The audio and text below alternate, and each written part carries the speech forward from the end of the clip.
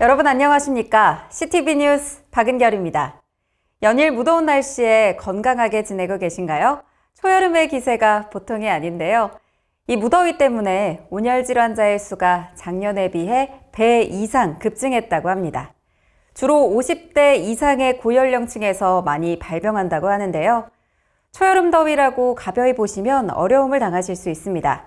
건강에 더욱 유의하는 여러분 되길 바라면서 6월 셋째 주 CTV 뉴스 시작하겠습니다.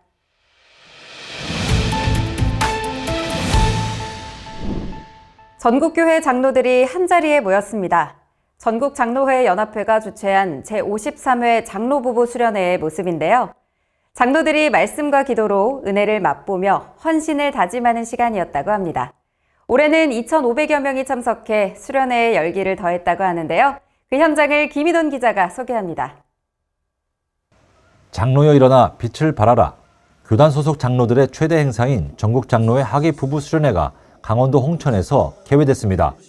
2,500여 명의 장로 부부가 참석한 수련회에 총회도 큰 관심을 보였습니다.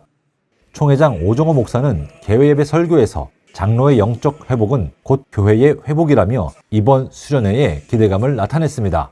하나님께서 주시는 은혜와 사명과 영광스러운 기적을 기대하는 청년들일 뿐 아니라 하나님이 예비하신 것을 충만히 누릴 수 있도록 영적으로 믿음으로 시도하는 청년들이 되기를 주님의 이름으로 축복합니다. 한국장로교 총연합회와 예장통합총회 등 교계 연합기구와 타교단 장로회들도 잇따라 축하의 마음을 전했습니다. 장로여 일어나 빛을 발하라라는 주제로 모이신 장로의 부부들 모두에게 하나님의 성령의 은혜가 충만하시기를 기원합니다. 전국장로연합회의 하계부부 수련회는 말씀과 기도의 시간으로 전체 일정을 구성했습니다. 회장 오광춘 장로는 품격 있는 장로의 위상에 목표를 두었다며 이번 수련회를 소개했습니다. 우리 장로님들의 품격을 높이는 그런 수련회로 만들고자 힘을 기울였습니다. 그래서 우리가 먼저는 나 자신부터 개혁과 변화에서 우리가 변해야 되고 우리 총회를 위해서 장로로서의 거듭나는 삶, 존경받는 장로 이상을 세우기 위해서 역점적으로 두었습니다. 제53회기 전국장로연합회는 수련회를 기점으로 그동안 전개해온 교회 지원 사역에 박차를 가할 계획입니다. 농어촌의 어려운 교회를 돕고 해외 교회 설립을 마무리함으로써 한국 교회의 활력이 되겠다고 다짐했습니다. CTV 뉴스 김희돈입니다. 총회 신학부가 주최하는 신학공청회가 총회회관에서 열렸습니다.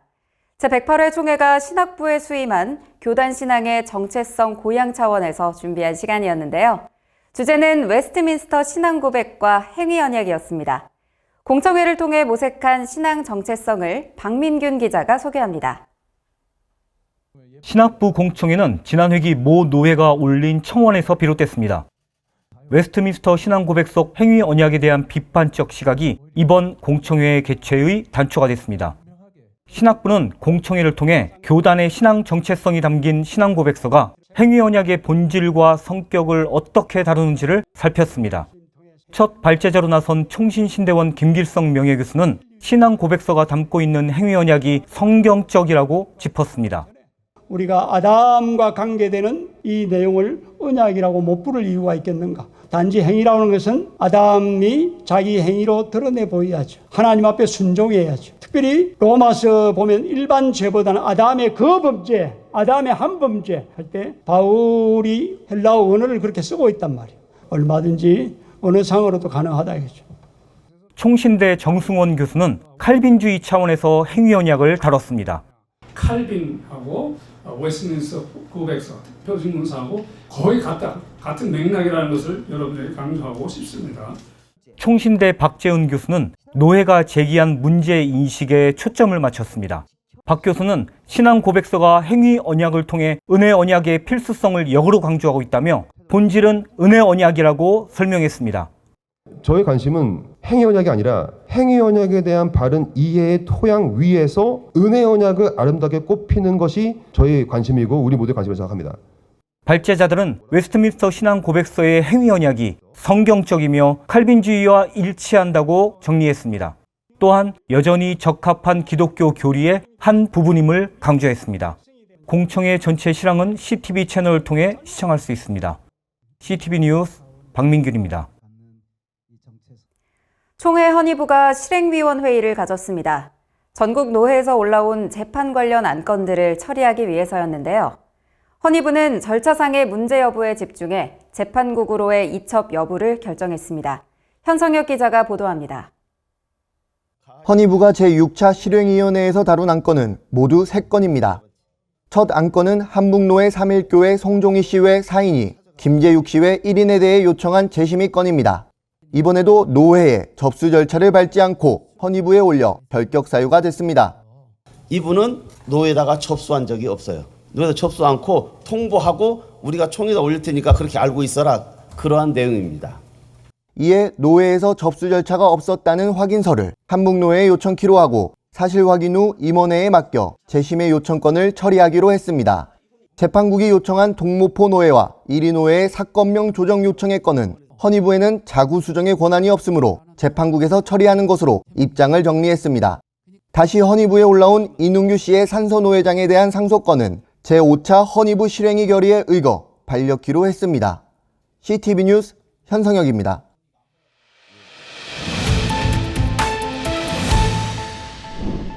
장난감 선교란 말을 들어보셨습니까? 낯선 말인데도 그 의미가 쉽게 떠오르시죠? 장난감으로 선교한다는 의미인데요. 선교지의 어린이들에게 장난감과 인형을 선물로 보내는 사역입니다. 동남아시아의 경우 장난감을 처음 보는 어린이들이 대다수여서 선물을 받는 날은 그야말로 마을 잔칫날이라고 하는데요. 해외 선교지에 장난감을 보냄으로써 아동 선교에 힘을 더하고 있는 목회자가 있습니다. 바로 장난감 선교회 대표 이주원 목사인데요. 이 목사의 오피니언을 통해 장난감 선교의 의미와 참여 방법을 소개합니다. 안녕하세요. 장난감 선교회 투입 미션을 섬기고 있는 이주원 목사입니다. 장난감 선교회는 결성한 지 3년이 되었습니다. 제가 선교지에 갔을 때 아이들이 장난감을 가지고 노는 것을 보고 우리나라에서 장난감들이 버려지고 있는데 그것을 전달해주면 어떨까라는 생각을 가지고 시작이 되었는데요. 놀랍게도 이 장난감들이 선교지에서 굉장히 큰 역할을 하더라고요. 그러니까 저희가 어떤 돈이나 단기 선교 인력이나 가서 이제 선교일 수도 있지만 선교사님들한테 선교적 도구를 전달해주는 것도 굉장히 중요한 역할이라고 생각합니다. 선교적 도구라는 것은 접촉점을 만들어주는 거거든요. 맨 처음에 어른들서부터 할 수 없다면 사실 어린이부터 시작이 되어야 되는데 이 어린이를 섬김으로 말미암아 복음의 확산이 더 빨리 될 수 있다고 생각하고 또 선교사님들의 사역의 역량이 더 높아지는 그렇게 보고 있습니다.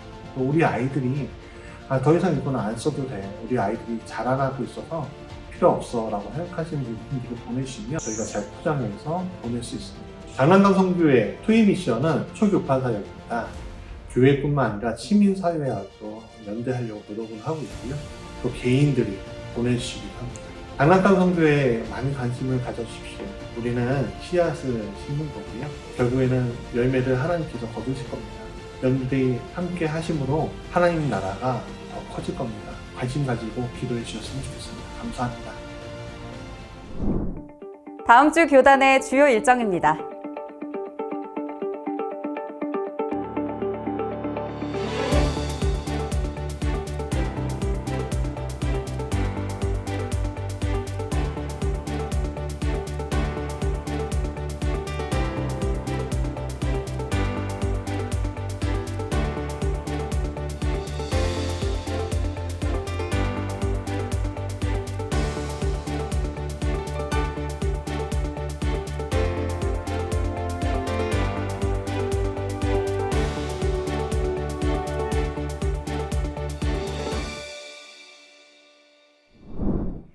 오늘 뉴스를 시작하면서 무더위 건강에 주의하시라는 말씀을 드렸습니다.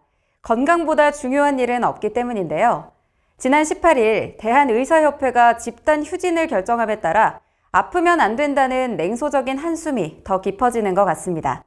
정부도 의료계도 저마다의 입장이 있겠죠.